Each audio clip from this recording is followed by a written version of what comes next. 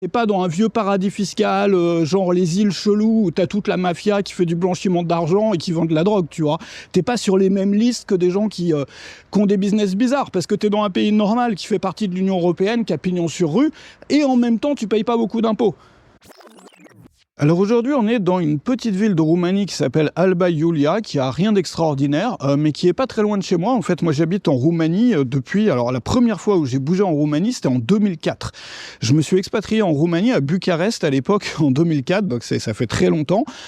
D'ici là, j'ai pas vécu toutes ces années-là en Roumanie, j'ai passé des années à voyager, j'étais digital nomade, j'ai été expatrié aussi, j'ai vécu en Asie du Sud-Est, j'ai vécu au Cambodge, j'ai vécu en Thaïlande, j'ai fait un tour du monde d'1 an et demi, et finalement, quand j'ai voulu revenir en Europe, la Roumanie m'a paru évidente. Pour quelqu'un qui travaille sur le web, aujourd'hui, c'est vraiment une excellente destination parce que il y a énormément d'avantages pour les entrepreneurs, notamment les entrepreneurs du web. Et surtout, d'ailleurs, les entrepreneurs francophones. Je vais t'expliquer ça. Alors, ici, on n'est pas dans la plus belle partie de la Roumanie. Il y a un peu de tout en Roumanie. Il y a beaucoup de petites villes qui sont extrêmement agréables et de villes de taille moyenne, comme Cluj-Napoca, comme Timișoara, qui sont des villes plutôt jeunes, plutôt dynamiques, avec plein de gens qui travaillent dans les métiers un peu start-up, un peu voilà, des développeurs, des machins, des trucs, très dynamiques aussi sur le plan culturel. Et il y a des petites villes qui sont moins dynamiques, c'est un peu comme partout. Le gros avantage, il y a beaucoup d'avantages à la Roumanie. Le premier avantage, c'est que c'est un pays qui est accueillant pour les petits entrepreneurs, ou en tout cas qui est encore accueillant, même si ça commence à changer un petit peu. C'est-à-dire que les niveaux de taxation commencent à évoluer un peu depuis la fin du Covid. Tu sais qu'avant le Covid, on avait ici la micro-entreprise jusqu'à 1 million d'euros par an. C'est-à-dire si ton chiffre d'affaires faisait moins d'1 million d'euros par an, tu étais en micro-entreprise. Ça voulait dire que, alors micro-entreprise ici, c'est bien évidemment beaucoup plus avantageux que la micro-entreprise en France, puisque tu avais 1% d'impôt sur ton chiffre d'affaires, non pas sur ton bénéfice, mais sur le chiffre d'affaires. Donc 1% d'impôt sur le chiffre d'affaires, et ensuite tu avais 5% d'impôt sur d'impôt sur le revenu, finalement, sur les dividendes. C'est-à-dire que tu n'avais pas d'autre impôt sur le revenu à payer que 5% sur tes dividendes. Ça veut dire qu'au total, tu avais 6%, si tu veux. Alors maintenant, les choses ont un peu changé. La micro-entreprise, c'est jusqu'à 500 000 euros, donc 500 000 euros de chiffre d'affaires par an, et tu vas avoir 3% d'impôt sur le chiffre d'affaires.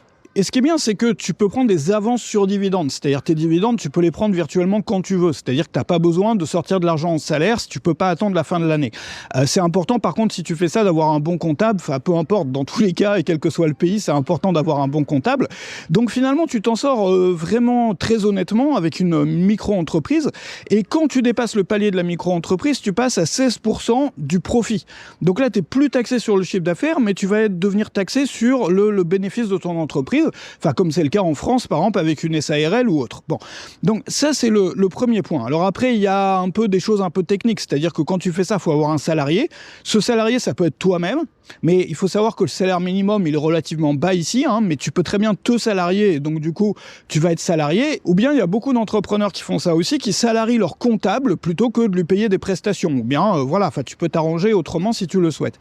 Donc le gros avantage de ça, finalement, c'est que aujourd'hui, ça reste l'un des pays avec la Bulgarie sur certains aspects, et puis peut-être un ou deux pays qui sont les plus intéressants fiscalement pour les micro-entreprises en Europe, et tu es en Union européenne. Et depuis peu aussi dans l'espace Schengen. Ça veut dire que tu as les mêmes règles qu'ailleurs, c'est-à-dire que tu vas pas te retrouver comme dans un pays bizarre où, je sais pas, moi j'ai vécu au Cambodge ou dans des pays comme ça, tu peux avoir des problèmes parce que les choses sont pas aussi claires, tu vois, je sais pas, avec la justice, si tu as un problème avec tes voisins ou tel souci. Ici tu as des recours, le truc il est clean, il est propre.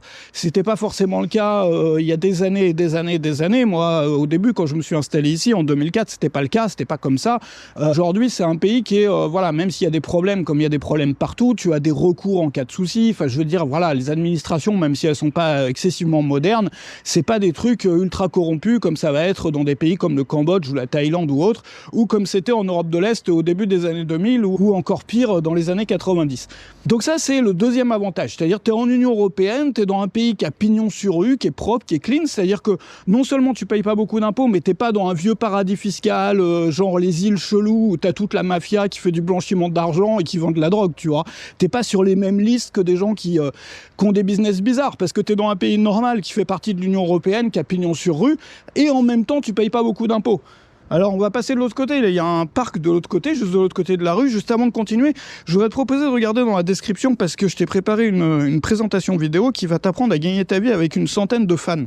C'est-à-dire si toi tu fais des vidéos, t'as pas beaucoup de vues, par exemple je sais pas, t'as peut-être 30 vues par vidéo, peut-être 50 vues par vidéo, bref pas beaucoup de vues, et tu te demandes comment tu pourrais bien gagner ta vie avec ça.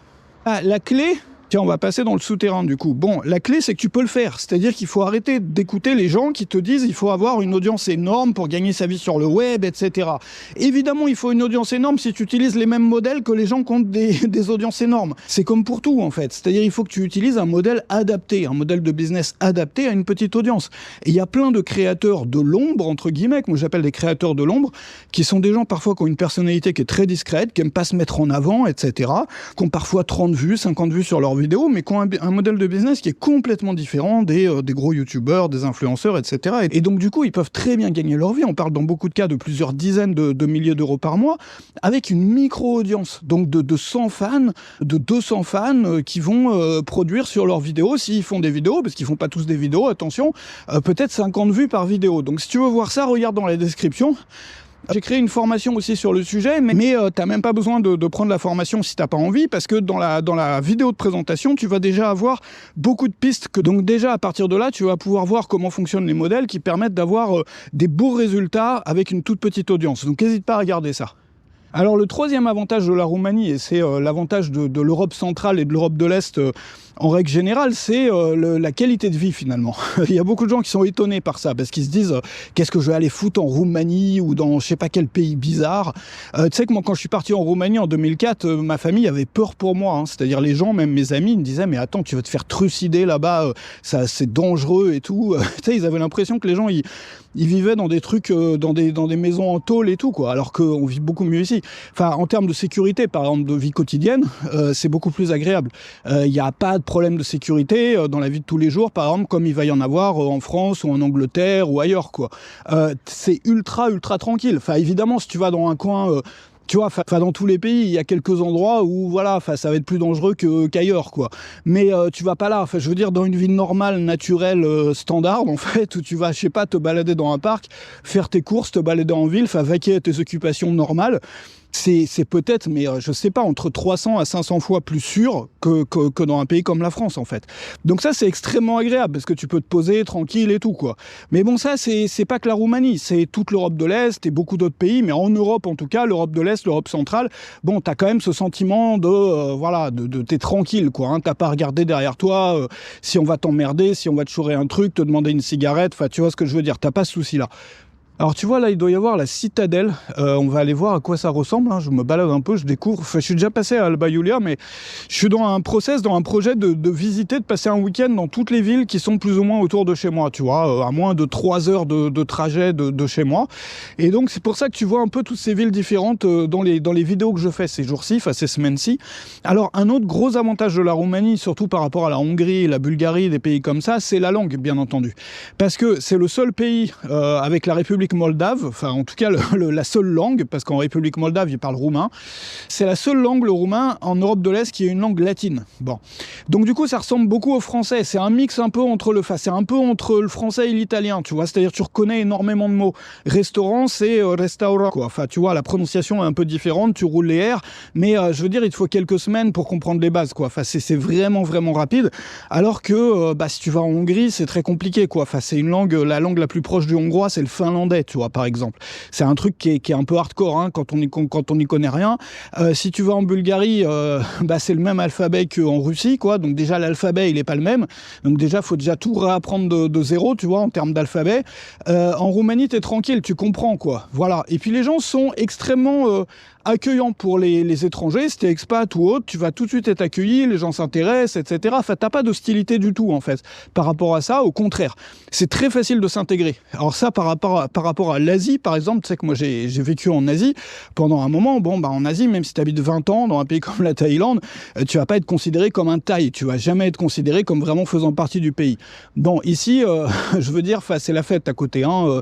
Je sais pas, si tu t'intègres à un groupe d'amis ou à un groupe personnel ou autre, ou tu fondes une famille ici ou autre, bon, voilà, t'es tout de suite l'un des leurs, quoi. Enfin, je veux dire, il n'y a pas de différence à partir du moment où tu as fait un peu d'effort pour apprendre les bases de la langue et voilà, enfin, où tu as une attitude qui est normale et qui est ouverte, quoi.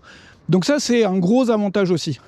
Alors après, les désavantages, il y en a plein, quoi. Du côté des désavantages, bon, les infrastructures, c'est pas top, surtout les trains. Les trains, c'est pas moyenâgeux, parce qu'il n'y avait pas de train au Moyen-Âge, mais bon, tu vois ce que je veux dire. C'est-à-dire c'est très lent et c'est des vieux trains. Même si ça commence lentement à se moderniser, bon, les autoroutes, là, ça y est, c'est pas encore fini, mais il y a tout un gros réseau d'autoroutes, là, qui a été mis en place lors des dernières années. Enfin, qui a été mis en place, ça fait longtemps déjà, mais bon, là, on est plutôt sur la fin. Enfin, ça avance, ça avance, ça avance. Ah oui, un autre truc aussi dans les avantages, c'est que presque tous les centres-villes ont été rénovés très récemment, lors des 2, 3, 4, 5 dernières années, ce qui fait qu'il y a énormément de villes de taille moyenne qui sont extrêmement intéressantes. Et après, dans les désavantages, il y a la capitale, parce que Bucarest, c'est une ville qui est mal gérée, enfin c'est une honte comment c'est géré. C'est une ville qui est moche, t'as l'impression d'être sous le communisme dans les années 80, mais encore pire, en pire, hein, c'est des friches, pas des friches industrielles, mais friches urbaines, on pourrait appeler ça, enfin c'est vraiment la décadence urbaine, quoi, enfin le truc qui est laissé à l'abandon, quoi. Toute la ville est laissée à l'abandon, quasiment. Donc Bucarest, même les gens sont pas super agressifs, je te dis pas tout le monde, quoi, mais il y a quand même un tempérament, t'as l'impression d'être dans un autre pays, en fait, quand tu vas à Bucarest, c'est vraiment pas représentatif de la Roumanie. Bon, voilà, Bucarest, moi j'ai quand même des bons souvenirs, mais bon, c'est pas... Voilà, moi je te conseille pas. Si tu veux aller dans une capitale, va en Hongrie, quoi. Enfin, moi, quand j'ai besoin ou quand j'ai envie d'aller dans une grande ville, je vais à Budapest, en Hongrie, qui est beaucoup plus intéressant, beaucoup plus joli, beaucoup plus accueillant. Par contre, pour les villes secondaires, la Roumanie, c'est génial, quoi. Donc, parmi les villes que je te conseille, il y a Timișoara, qui est probablement aujourd'hui la ville la plus agréable à vivre. Tu as Cluj-Napoca. Et après, il y en a plein d'autres, des villes de taille plus petite, des villes comme Brașov, des villes comme Sibiu, etc., qui vont du coup être plus petites, mais très jolies et très agréables aussi. Et voilà, donc c'est la Roumanie, voilà, tu vois, c'est joli ici. Ça a l'air d'avoir été rénové aussi récemment. Donc moi, je vais continuer ma balade. Je te propose de regarder dans la description comment développer ton business avec 100 fans. C'est-à-dire, toi, ton boulot, c'est de trouver 100 fans de tes contenus, 100 personnes qui apprécient ce que tu fais. Et moi, je te fournis tout le reste. C'est-à-dire, je te fournis les méthodes de business qui marchent avec 100 fans. Je te fournis tout, en fait. C'est-à-dire, tu vas tout avoir pour faire tourner une activité sans avoir une grosse audience. Donc si pour toi, l'audience, c'est vraiment le point le plus difficile, ou peut-être tu es dans une thématique ou dans une niche ou dans quelque chose sur lequel c'est difficile de vraiment développer ton audience et tu voudrais avoir des résultats maintenant tout de suite, c'est-à-dire sans devoir attendre d'avoir une audience énorme, il faut absolument que tu regardes cette présentation vidéo dans la description et ça va t'apprendre, ça va te donner des pistes, les bases en fait pour obtenir des vrais résultats, mais des vrais résultats. On parle dans certains cas dans beaucoup de cas en fait, de plusieurs dizaines de milliers d'euros par mois, avec seulement peut-être 50 vues sur tes vidéos, 100 fans, voilà, enfin, pas besoin qu'il y ait beaucoup de gens. Donc je te propose de regarder ça, puis moi je vais continuer la balade, et la suite sera dans la vidéo de demain.